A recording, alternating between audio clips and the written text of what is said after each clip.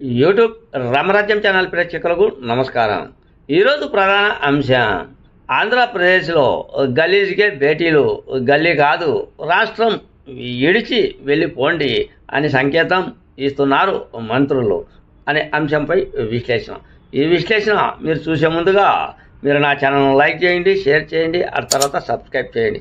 మీరు నా ఛానల్ను లైక్ చేసి, షేర్ చేసి, సబ్స్క్రైబ్ చేయడంతో పాటు ఇంకా నలుగురితో సబ్స్క్రైబ్ చేపిస్తే ఇదే వీడియో 10 నుంచి 20 మందికి చేరేందుకు మీరే అవకాశం కల్పించినట్టు ఉంటుంది.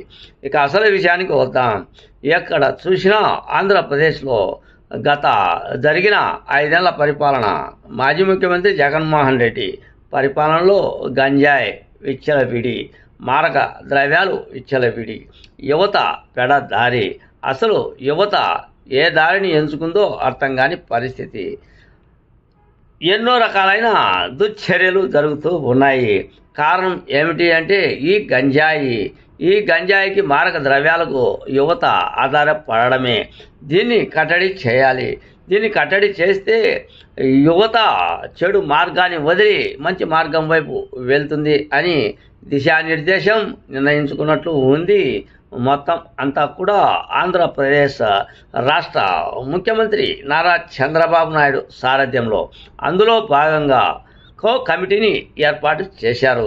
ఆ కమిటీలో ముఖ్యంగా హోంమంత్రి కావచ్చు, అటు తర్వాత కొల్లు రవీంద్ర కావచ్చు, అటు తర్వాత సత్యకుమార్ కావచ్చు, ఇతర మంత్రులు కావచ్చు, అందరూ కూడా ఒక కమిటీని ఏర్పాటు చేసినట్లు ఉంది.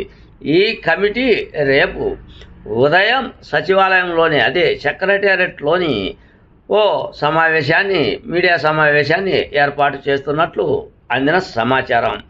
ఎందుకు ఇటువంటి మీటింగ్ పెట్టుకోవాల్సి వచ్చిన పరిస్థితి వచ్చింది అంటే, గంజాయి, అటు తర్వాత మారక ద్రవ్యాలు కోటాను కోట్లు గత ప్రభుత్వంలో సంపాదిస్తూ ఉన్నారు.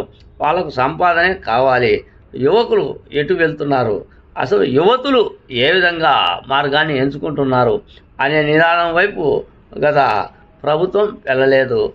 కారణం గంజాయి, మత్తు పదార్థాలకు అలవాటు పడితే యువత పెడదారి పడుతుందని, యువత మంచి దారిలో పెట్టి తల్లిదండ్రులకు ఆదర్శంగా నిలవాలి అని ఈ ప్రస్తుత ఎన్నిక కాపట ముఖ్యమంత్రి నారా చంద్రబాబు నాయుడు పరిస్థితి దృష్టి ఉన్నట్లు ఉంది.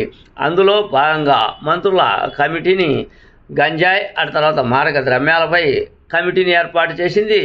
రేపు మీడియా సమావేశాన్ని ఏర్పాటు చేస్తూ దిశ నిర్దేశం ఆ మంత్రులు చెబుతూ ఉన్నట్లు సమాచారం. అన్యథా ఇది ఎవరిని తప్పులు పట్టడానికి, ఎవరిని ఉద్దేశించి నేను ఈ వీడియో చేయలేదు. తప్పులు ఉంటే క్షమించగలరు. మీ సీనియర్ జర్నలిస్ట్ జరంగల కృష్ణయ్య. నమస్తే.